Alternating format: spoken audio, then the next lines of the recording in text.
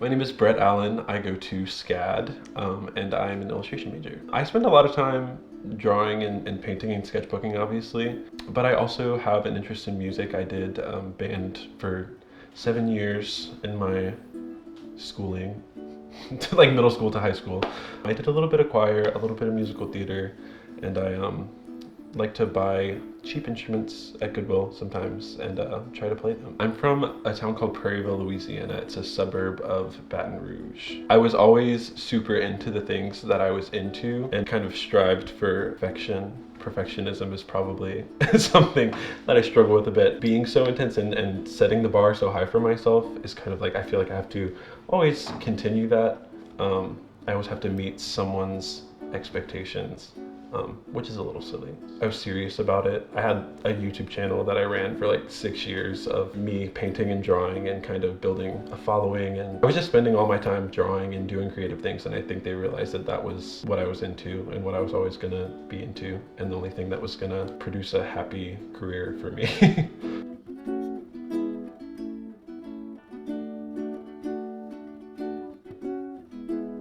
Very much a fan of traditional media. I really like to use watercolor and gouache. My teacher in middle school was very adamant about teaching us like the correct way to watercolor, and she was very purist in her views of art. But and I remember being so resentful and being like, I don't want to do this, I don't want to do this. But now I know how to watercolor because of her, and it's like all I use pretty much. That and color pencil. I am not necessarily scared of digital art. I don't do it that often just because I'm not super technically inclined, honestly. But yeah, I definitely, I think I prefer traditional paint and paper. Something about it feels tactile, and you can kind of get in this meditative state with it. There's a lot of paper in my life.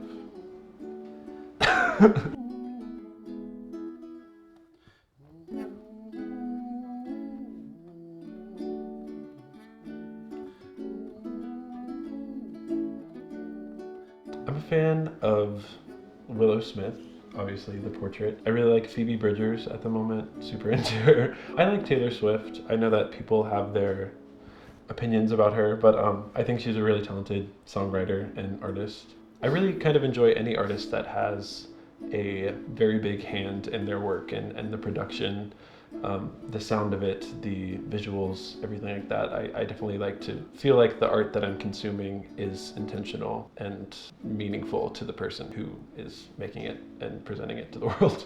So I like to get my wall art from a lot of different places. I kind of just like, I don't like to seek it out. I kind of like to let it find me. If I'm somewhere and I see something that I like, I'll get it. And I like to have a lot of my friends' art on the wall. I like to have a lot of like vintage things. This I actually stole from my job. So this is a portrait of Willow Smith. I definitely like to make portraits or just artwork inspired by music and musicians a lot. I really like this wall.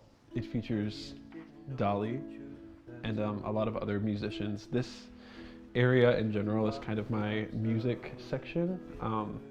So I like to have artists that inspire me and that I like. There's a huge visual aspect to music that isn't always explored, or people don't talk about enough, or don't consider as part of the artistic experience of like an album or a song or something. But I think like music videos and even the way that an artist presents themselves and dresses themselves is a huge part of that musical persona. And yeah, I like to participate in that by making portraits of artists that I really enjoy. This kind of little section up here is just swatches and things. I kind of like to have a combination of finished and unfinished looking things on my wall. I just think it's like a nice mix and match. I kind of like to have a controlled chaos to all of it. I really like the trees and the bushes in this one. I always kind of like to make a shape as simple as I can while keeping it, you know, not too boring to look at. I kind of like to play with the shapes of things, making them more cartoony, more angular, more round than they actually are. I wouldn't say I was like a cool kid in high school. Like I definitely wasn't doing sports. I was in marching band and like choir and stuff. So my friend Emma, who's a very talented photographer, we both got voted most creative for the yearbook superlative. And then me and the girl who played Annie in the musical that I was in, we both got most likely to be famous just because we were like on stage. I also won best hair, which was super unexpected, and everyone in the room was just like, okay. Slow down, you crazy child. You're so ambitious for a juvenile, but then if you're so smart, then tell me, why are you still so afraid? Since starting college, for some reason, a lot of ghosts and skeletons and things have made their way into my art. This is also my dog, Daisy. And I like to sneak a Scottish Terrier in whenever I can as well for her. I kind of like to include little personal touches like that and just kind of sneak in bits of my life where I can. Because I think if you're not interested in the subject, if you're not invested in it personally, that will kind of show.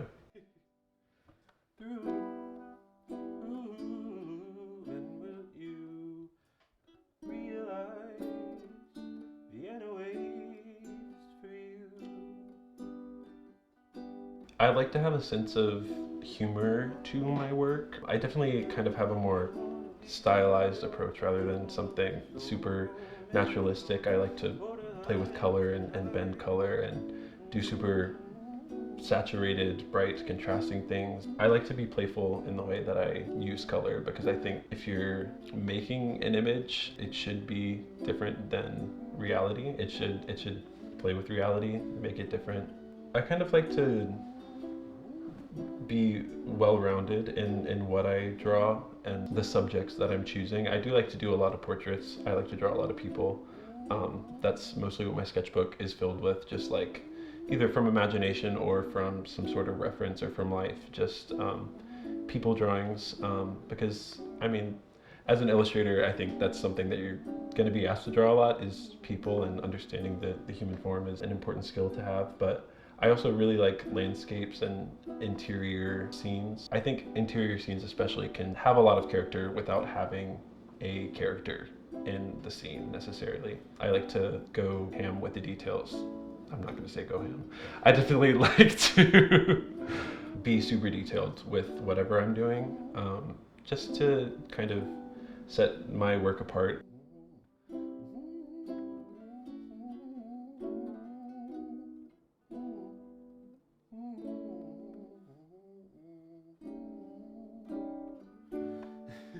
So these are little soft sculptures that I made.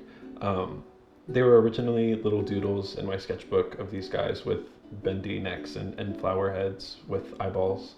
And then I made them into soft sculptures using felt. This is scrap jean from my roommate, or scrap denim from my roommate. And just like little pieces of lace, recycled flowers, things like that. It's quite funny how I end up making things that look like me or dress like me. I draw a lot of like turtlenecks and people in baggy grandpa jeans, and that's what I wear. I think it's kind of further a continuation of like everything as a form of expression. Kind of my taste shows across the board in what I make and what I wear. But yeah, I like these little guys. They were a bit supposed to represent me. I guess kind of like an abstract self-portrait made out of pool noodle and fake flour. I just kind of took a needle and thread to these shapes that I cut out and attached them at all costs. There's a lot of hot glue holding these together.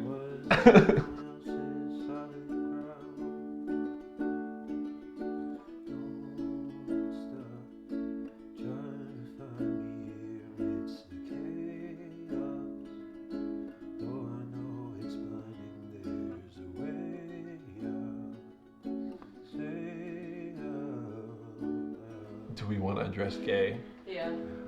Here I was, gay, in southern Louisiana. I think for me that kind of came out in the way that I express myself and the way that I dress, and just the fact that I was kind of so focused on art while maybe my peers were like dating and having these relationships that I wasn't getting to have or really that I didn't really see for myself at that point. So I think that allowed me to kind of focus all of my energy into expressing myself in other ways, like through art, through music, things like that. And I think that it was definitely like, what's that kid got going on? Because I was always doing something odd or different, I guess. My art was an outlet in a time where I felt like there was maybe no one else like me around.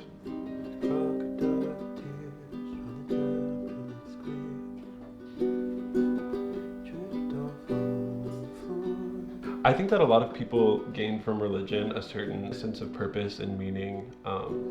We're not just like these people on this rock doing nothing. And for me, I think that meaning comes through art and making things and sharing it with the world. I think that like music and things can be, music and art can be so powerful in expressing like the feeling of feeling like we're on this earth for no reason doing nothing. I think kind of that the collective of feeling things and then putting it into art and sharing that is kind of a religion in its own form. No, but I think that art serves a similar function in that sense, at least just like psychologically of feeling like you have a sense of purpose and there is a reason that you are alive and doing the things that you're doing, because the things that you're doing can resonate with people and impact their lives. So I made this self-portrait in high school. I've made a ton of self-portraits, I think, as every artist has done. But yeah, whenever I do a self-portrait, I always kind of like to make it different from the last one. I like to try a different style, a different technique, or a different medium. So I've done some in gouache, I've done one in oils, and I always kind of like to, it's a good check-in kind of, I think, self-portraits to see where you are as an artist and check your progress, because you're drawing the same subject, obviously, and it's kind of the subject that you're most familiar with and that represents you the most, obviously. And I think it's just a good checkpoint of where you are as an artist and a person.